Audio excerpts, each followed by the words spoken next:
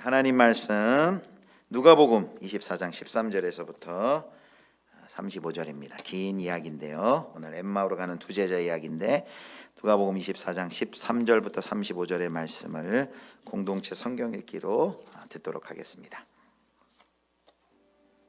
그날에 그들 중 둘이 예루살렘에서 25里되는 엠마오라 하는 마을로 가면서 이 모든 된 일을 서로 이야기하더라. 그들이 서로 이야기하며 문의할 때에 예수께서 가까이 이르러 그들과 동행하시나 그들의 눈이 가리어져서 그인 줄 알아보지 못하거늘 예수께서 이르시되 너희가 길 가면서 서로 주고받고 하는 이야기가 무엇이냐 하시니 두 사람이 슬픈 빛을 띠고 머물러 서더라. 그 한 사람인 글로바라 하는 자가 대답하여 이르되 당신이 예루살렘에 체류하면서도 요즘 거기서 된 일을 혼자만 알지 못하느냐? 무슨 일이냐? 나사렛 예수의 일이니 그는 하나님과 모든 백성 앞에서 말과 일에 능하신 선지자이거늘 우리 대제사장들과 관리들이 사형 판결에 넘겨주어 십자가에 못 박았느니라. 우리는 이 사람이 이스라엘을 속량할 자라고 바랐노라. 이뿐 아니라 이 일이 일어난 지가 사흘째요. 또한 우리 중에 어떤 여자들이 우리로 놀라게 하였으니 이는 그들이 새벽에 무덤에 갔다가 그의 시체는 보지 못하고 와서 그가 살아나셨다 하는 천사들의 나타남을 보았다 함이라. 또 우리와 함께 한 자 중에 두어 사람이 무덤에 가 과연 여자들이 말한 바와 같음을 보았으나 예수는 보지 못하였느니라. 미련하고 선지자들이 말한 모든 것을 마음에 더디 믿는 자들이여, 그리스도가 이런 고난을 받고 자기의 영광에 들어가야 할 것이 아니냐. 이에 모세와 모든 선지자의 글로 시작하여 모든 성경에 쓴 바 자기에 관한 것을 자세히 설명하시니라. 그들이 가는 마을에 가까이 가매 예수는 더 가려 하는 것 같이 하시니 그들이 강권하여 이르되 우리와 함께 유하사이다. 때가 저물어 가고 날이 이미 기울었나이다. 이에 그들과 함께 유하러 들어가시니라. 그들과 함께 음식 잡수실 때에 떡을 가지사 축사하시고 떼어 그들에게 주시니 그들의 눈이 밝아져 그인 줄 알아보더니 예수는 그들에게 보이지 아니하시는지라. 그들이 서로 말하되 길에서 우리에게 말씀하시고 우리에게 성경을 풀어주실 때 우리 속에서 마음이 뜨겁지 아니하더냐? 곧 그때로 일어나 예루살렘에 돌아가 보니 11 제자 및 그들과 함께한 자들이 모여 있어 말하기를 주께서 과연 살아나시고 시몬에게 보이셨다. 두 사람도 길에서 된 일과 예수께서 떡을 떼심으로 자기들에게 알려주신 것을 말하더라. 오늘 예수를 만난 사람들 14번째, 15번, 몇 번째죠? 14번째네요. 엠마오로 가는 두 제자. 제목처럼 오늘 본문에는 부활하신 예수님께서 엠마오로 가는 두 제자를 만나시는 장면인데요. 사복음서에서 유일하게 누가복음에만 나와 있습니다. 누가복음에만 기록된 참 감동적이고 아름다운 이야기입니다. 여러분, 이 이야기를 들으면 생각나는 찬양 없으세요? 있으세요?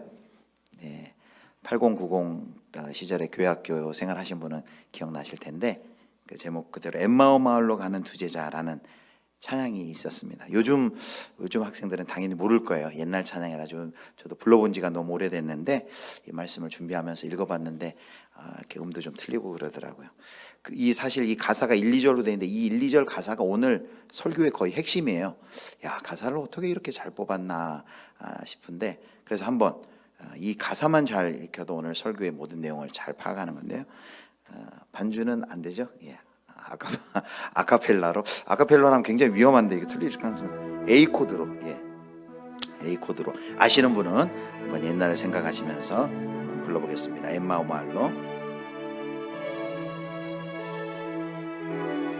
주 목사님 크게 불러주세요. 엠마오 마을로 굉장히 높네요. 가는 두 제자 절망과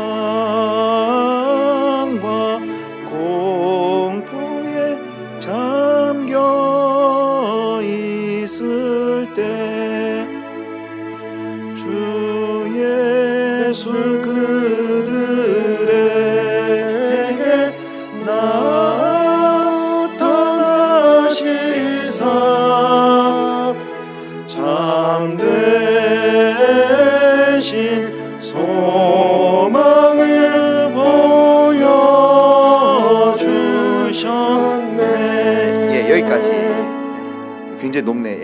맞습니까? 네, A 맞습니다. 굉장히 높네요. 예. 이 가사가 엠마오 마을로 가는 두 제자, 절망과 공포에 잠겨 있을 때. 몇 가지 우리가 질문할 수 있죠. 이 두 제자는 왜 엠마오 마을로 지금 가고 있을까? 그리고 왜 공포와 근심에 이렇게 잠겨 있을까? 그리고 예수님은 왜 그 엠마오로 가는 제자들을 만나 주셨을까? 이런 우리가 질문을 할 수 있습니다. 우리가 성경을 살펴가면서 이 질문에 답을 하면서 왜 예수님께서 엠마오로 가는 제자들을 만나 주셨는지 살펴볼 텐데요.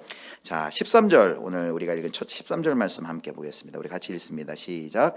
그날에 그들 중 둘이 예루살렘에서 20올이 되는 엠마오라 하는 마을로 가면서. 아멘. 여기 그날에라는 것은 24장 1절에 보면 안식 후 첫날에 이렇게 되어 있습니다.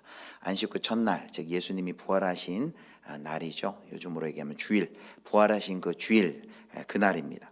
이날 새벽에 어떤 일이 있었죠? 막달라 마리아를 비롯한 여인들이 예수님이 무덤이 비어 있는 것과 그리고 예수님이 무덤이 비어 있고 시체가 없어진 것을 확인하고 돌아와서 제자들에게 그 이야기를 전했습니다. 그날 오후입니다. 그날 오후에 엠마오로 두 제자가 가고 있는데, 여기 제자동 두 명이다라는 것은 12제자 중에 2명이 아니고요, 일반적으로 더 큰 제자 그룹의 일원입니다.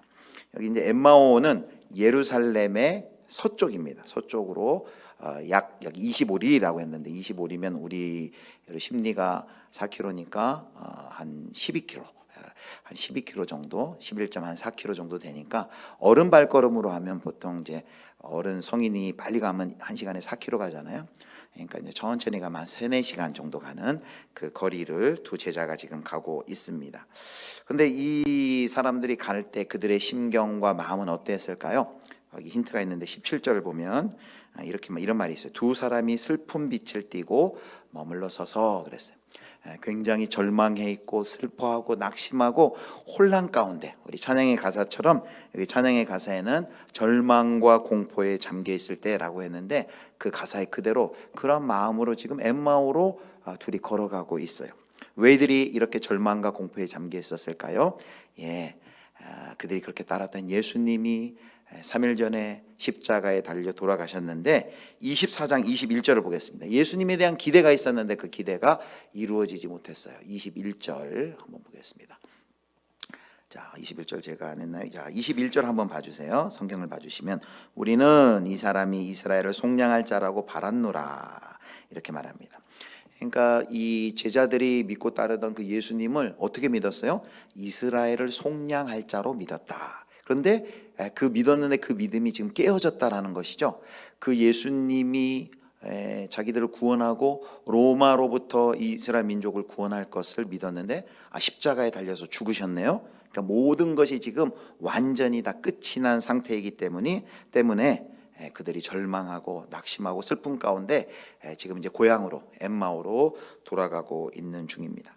그래서 엠마오로 간다라는 것은 이런 상징적인 의미가 있습니다.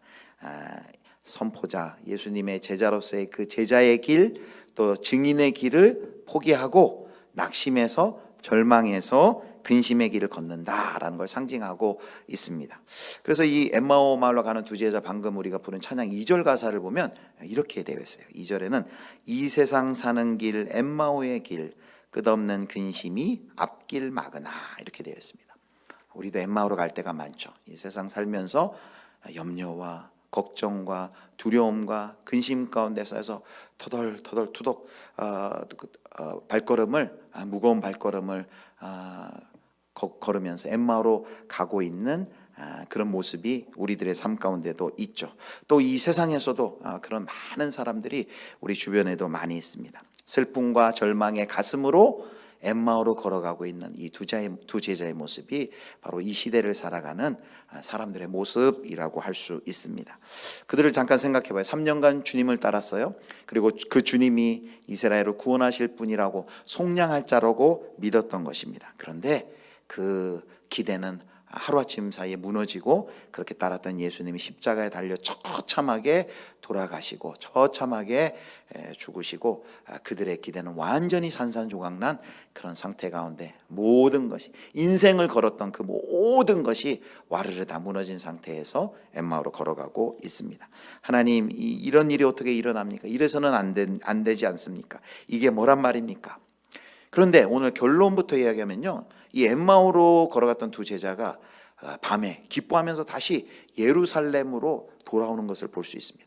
도대체 그 사이에 무슨 일이 있었기에, 그러니까 부활하신 주일 오후에 있었던 일이에요. 오후에 무슨 일이 있었길래 그들의 발걸음을 절망과 공포와 혼란과 슬픔의 엠마오길이 아니라 다시 사명의 길을 따라 예루살렘으로 돌아오게 됐는지 오늘 그것을 살펴보려고 합니다. 세 가지로 살펴볼 텐데요. 자, 첫 번째 어떤 일이 있었냐면요. 첫 번째 같이 보겠습니다.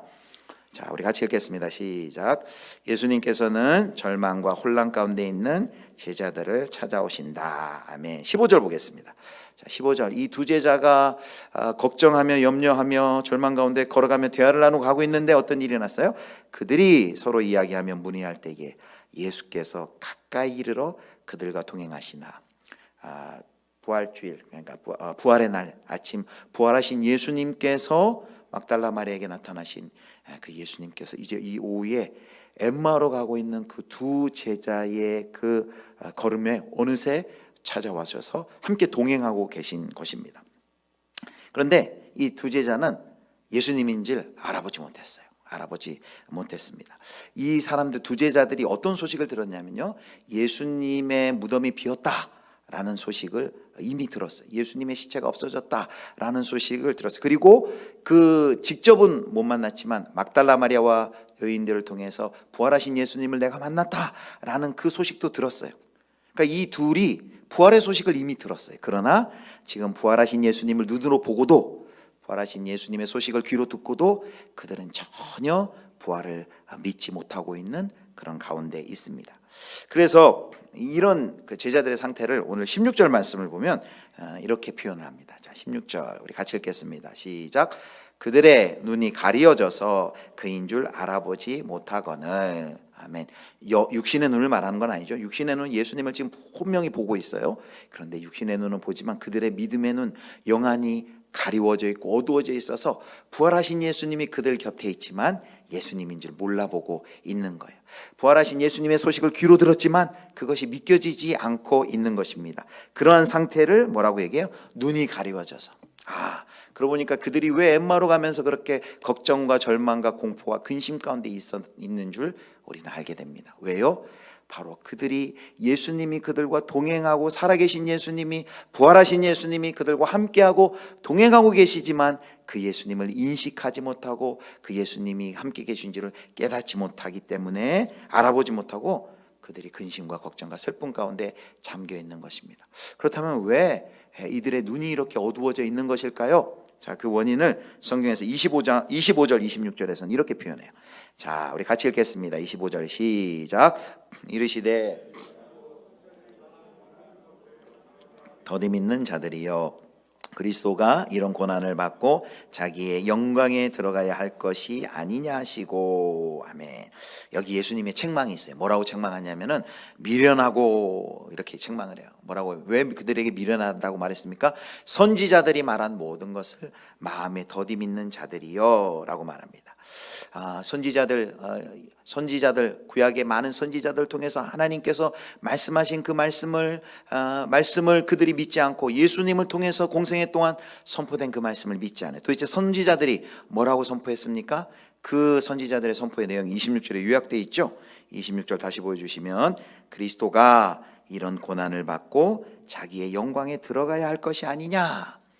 예수 그리스도의 십자가와 죽으심과 부활을 통한 그 영광, 예수님의 그 죽으심과 부활에 대해서 예수님께서는 공생애에 누누이 제자들에게 이야기했습니다.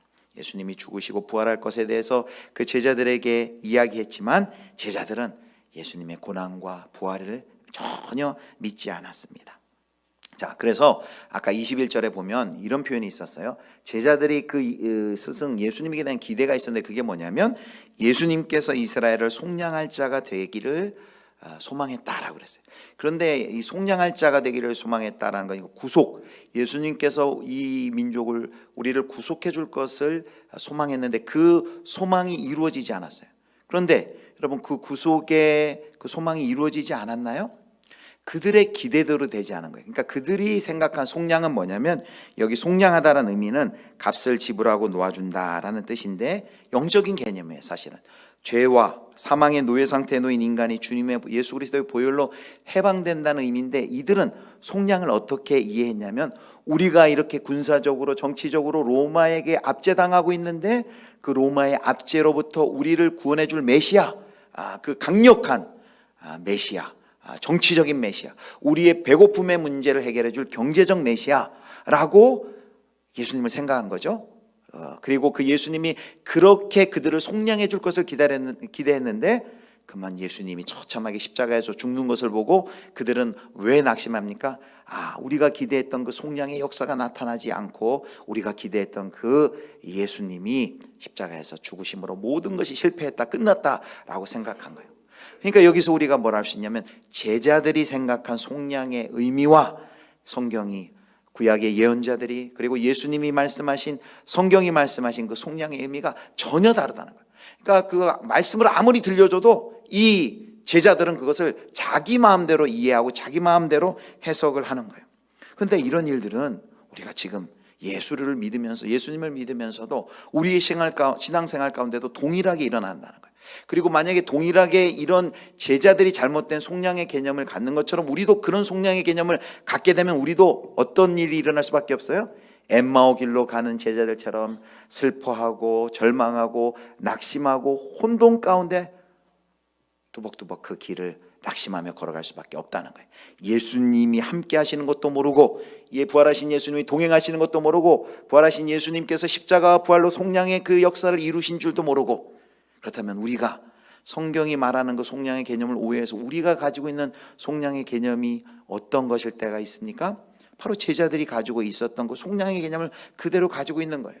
예수님은, 제자들은, 그 시대 사람들은 예수님은 우리를 정치적으로, 예수님은 우리를 경제적으로 구원해 줄 메시아로 여겼던 것처럼, 마치 우리가 이 세상에서 예수를 믿는 것은 그냥 잘 되는 나, 그리고 편안한 나, 돈 많이 벌고 건강하고 형통하고 세상에서 성공하고 입신양명하고 예수 믿으면 돈 벌고 건강하고 복 받습니다 라는 한마디로 기복주의인 것처럼, 물론 예수 믿으면 그렇게 잘 되는 경우도 있고 잘 되면 좋지요. 그러나 그것이 성경이 말하는 복음의 핵심이 아닌데, 마치 복음은, 예수님의 구속은 이퀄 세상적인 성공과 출세와 부자되고 잘되고 이런 것처럼 그렇게 믿고 우리가 예수님을 믿는다면, 예수님을 따른다면 우리도 누구예요? 똑같이 속량을 오해하고, 그리고 엠마오 길로 갈 수밖에, 걸어가는 걱정과 근심 가운데 걸어가는 제자들과 우리도 다름이 없다라는 것입니다. 그런데 그들에게 예수님이 뭐라고 얘기했어요?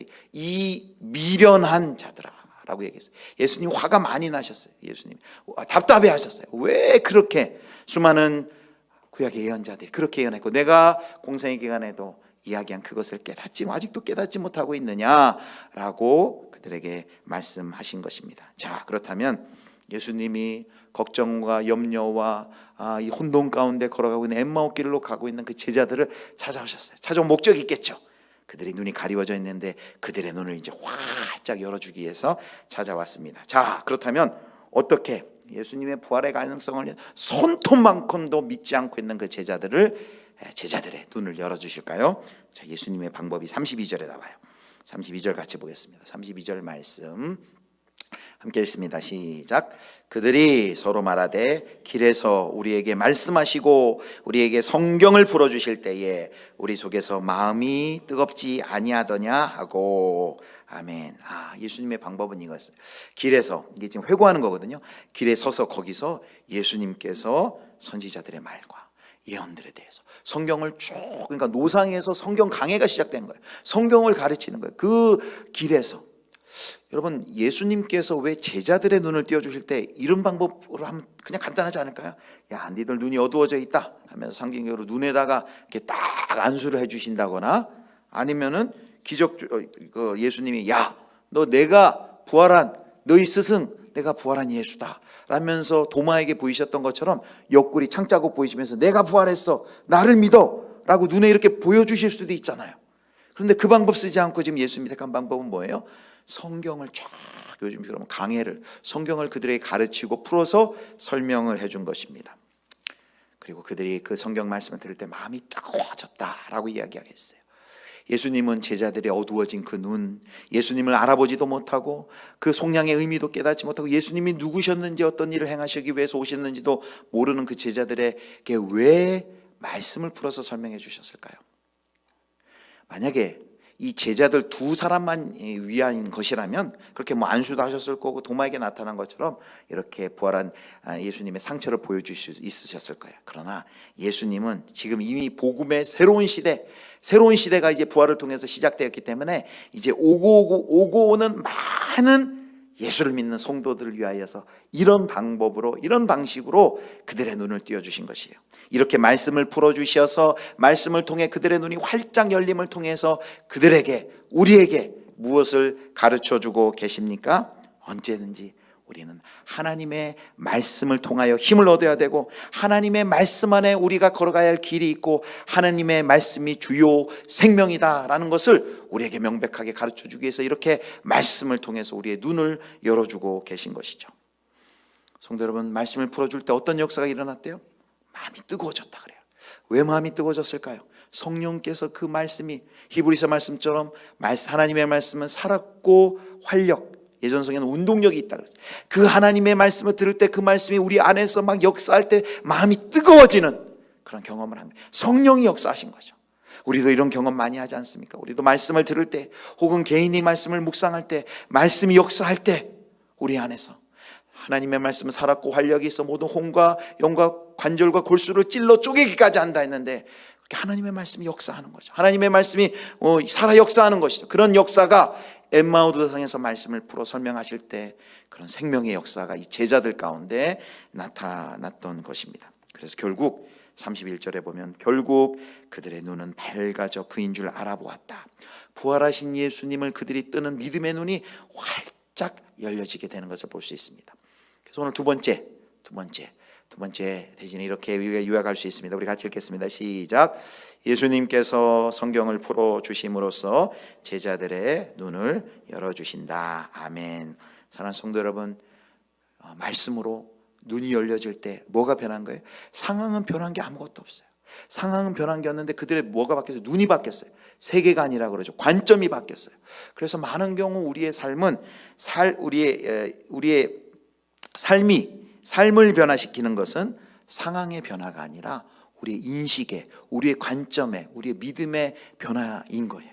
상황이 변화되는 게 아니라 우리가 보는 상황은 그대로인데 그 상황을 보는 믿음의 눈이 열리고 관점이 열리고 인식이 바뀌는, 이들이 눈이 열림으로써 예수님이 누구신지 알아보게 되고, 예수님이 하신 일이, 십자가를 통해 하신 일이 무엇인지 알게 되고, 하나님이 누구신지 그들의 믿음의 눈이 활짝 열려지게 됐어요. 상황이, 환경이 바뀐 게 아니라 그들의 믿음의 눈이 말씀을 통해 열어진 것입니다. 자, 세 번째, 그러면 이렇게 첫 번째 그 절망과 공포와 혼란 가운데 엠마오 길로 가고 있던 제자들을 만나시기 위해서 예수님이 오셨어요. 두 번째, 그들의 가려진 그 어두워진 눈을 뜨기 위해서 예수님이 택한 방법은 말씀을 풀어서 말씀을 들려주셨어요.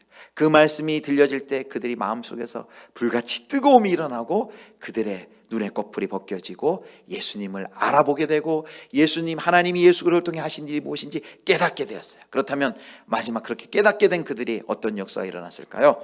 자, 세 번째 보겠습니다. 세 번째 같이 읽겠습니다. 시작. 우리를 충만한 기쁨을 가진 부활의 증인으로 변화시키신다. 아멘. 자, 24장 33절에 예수님을 만나 눈이 띄어진 그 엠마오로 가던 두 제자가 보인 반응이 있어요. 자, 33절 보겠습니다. 자, 제가 읽겠습니다. 곧 그때로 일어나 예루살렘에 돌아가 보니. 여러분, 그때로는 뭐냐면 이제 예수님이 말씀을 풀어주시고 그리고 그들 앞에 떡을 떼시고 성찬을 베풀어 주시고 예수님은 사라졌어요. 그 시각이 언제쯤이냐면 이제 해가 뉘엿뉘엿질 저녁이에요. 그런데 그때 이들이 어떤 반응을 보여요? 다시 일어나서 그 밤길, 지금처럼 뭐 밤에 무슨 가로등이 있어요? 뭐가 있어요? 그 긴 약 12km나 되는 서너 시간 걸리는 밤이니까 그 더 어두우니까 깜깜하니까 가기 어렵겠죠. 그 길을 그들이 다시금 예루살렘을 향해서 쏜살같이 아마 갈 때는 아마 더 빨리 가기 위해서 아마 뛰기도 하였을 거예요.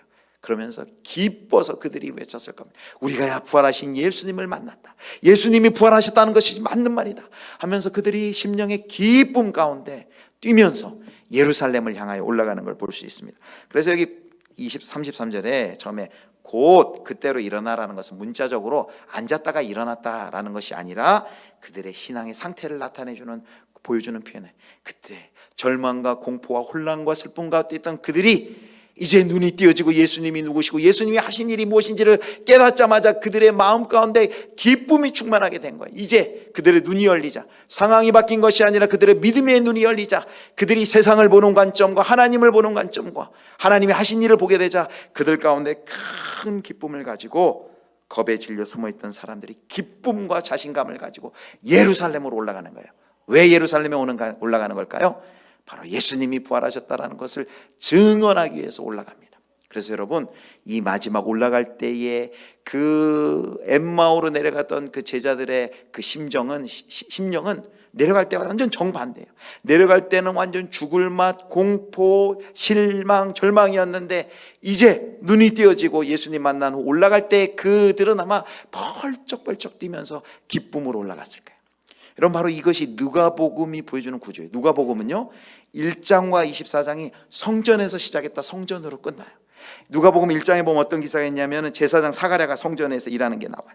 그래서 하나님을 위해 열심히 제사장의 본분을 다하기 위해서 다하지만 하나님께서 그의 삶에 무슨 일을 할지를 그가 깨닫지를 못합니다. 그래서 사가랴와 그의 아내 엘리사벳이 평생 동안 기다려온 일이 이제 일어날 것이다라는 예언을 했지만 그들은 기뻐하지 못하고 있어요. 성전이 나오고 기뻐하지 못하는데, 그런데 마지막 누가복음 24장에는 다시 성전이 나오는데 그들이 기뻐한다는 것으로 누가복음이 끝나요. 준비는 못했는데 24장 마지막 절을 보겠습니다. 24장 마지막 52, 53절을 보겠어요. 제가 읽겠습니다. 누가복음이 어떻게 끝나는지 보세요. 그들이 그에게 경배하고 큰 기쁨으로 예루살렘에 돌아가 늘 성전에서 하나님을 찬송하니라. 이 그들에는 엠마오에서 돌아온 그 제자들도 있을 거예요. 막달라 마리아도 있었을 거예요. 그리고 예수 그리스도의 11 제자들도 여기에 포함되어 있는 것입니다. 사랑하는 성도 여러분, 바로 예수님이 왜 그들 가운데 나타났을까요? 바로 이 충만한 기쁨을 그들에게 회복시키시고 공포와 절망이 아니라 이제는 이 세상을 부활하신 예수님과 함께 담대하게 충만한 기쁨으로 자신감을 가지고 부활의 증인으로 예수님께서 그들을 세워주시기 위해서 그들을 만나 주셨다는 것입니다. 여러분, 그래서 예수님이 이 내가 가지고 있는 이 충만한 기쁨을 나의 제자들도 알았으면 좋겠다. 이것이 예수님의 대제사장적 기도에도 이미 나와 있어요. 자, 마지막으로 보겠습니다. 요한복음 17장 13절 우리 크게 같이 읽겠습니다. 시작. 지금 내가 아버지께로 가오니 내가 세상에서 이 말을 하옵는 것은 그들로 내 기쁨을 그들 안에 충만히 가지게 하려 함이나이다. 아멘. 예수님이 이 땅에서 제자들 위해서 하신 대제사장의 기도에 예수님의 간절한 기도는 뭐냐면은 내 기쁨을, 그 예수 그리스도께서 가지고 계신 그 기쁨을 나의 제자들도 엠마오로 내려가는 그 제자들처럼 이 상황 때문에 하나님이 살아서 역사하시고 지금 일하고 계시고 속량하고 계신 것을 보지 못하고 가리워져서 걱정과 염려와 근심, 절망하고 혼란 가운데 살아가는 것이 아니라 예수님이 가지신 그 기쁨, 여기 그 기쁨은 어떤 기쁨이냐면요 17장 13절에 보면 충만히 가지게 하려 함이라. 잠깐 스쳐 지나가는 기쁨도 아니에요. 그리고 잠깐 돌발적인 기쁨도 아니에요.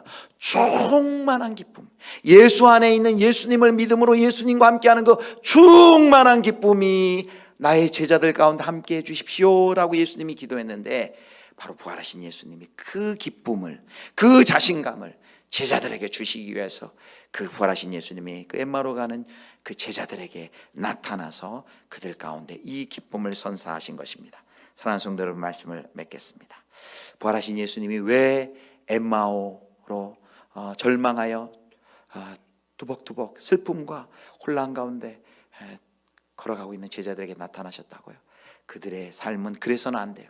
예수님이 그들을 위해 십자가 지시고 부활하신 그 예수님이, 하나님이 예수 그리스도 통해 하신 그 일이 어떠한 일인지 의미를 깨닫고, 그 이 땅 가운데서 절망하며 고통하며 죽음의 공포 가운데 지금도 엠마오 길로 가고 있는 그 많은 사람들을, 그들을 불쌍히 여겨서 그들 가운데 이 충만한 기쁨과 이 자신감을 가지고 나와서 그들에게 씩씩하게 기쁨의 부활의 증인이 되라고 엠마오 마을로 가는 그 두 제자들에게 이들 가운데 나타난 것입니다. 아무쪼록 사랑하는 우리 예수비전교회 성도 여러분, 엠마오로 내려가지 마시고 하나님이 주신 그 충만한 기쁨, 말씀을 통해 눈이 활짝 열어져서 하나님이 놓으시고 하나님이 하신 일이 어떤 일이신지, 우리 그리스도인의 소망이 무엇인지, 고작 이 땅 가운데 좀 많이 벌고 좋은 것으로 누리고 성공하고 입신양면 그 정도가 아니라 온 죄로 인하여 깨어지고 병든 이 세상을 하나님께서 반드시 구속하시고 회복하시겠다는 그 피조 세계를 온전히 회복하시는 만물의 회복의 그 하나님의 비전, 그 하나님의 비전을 바라보시고 그 비전을 위해서 우리를 부르시고 우리 함께 일하시는 이 놀라운 하나님의 계획을 깨달으시고 큰 기쁨과 충만한 기쁨 가운데 부활의 증인으로 씩씩하게 힘차게 살아가시는 저와 여러분들 되실 수 있기를 주님의 이름으로 축원합니다.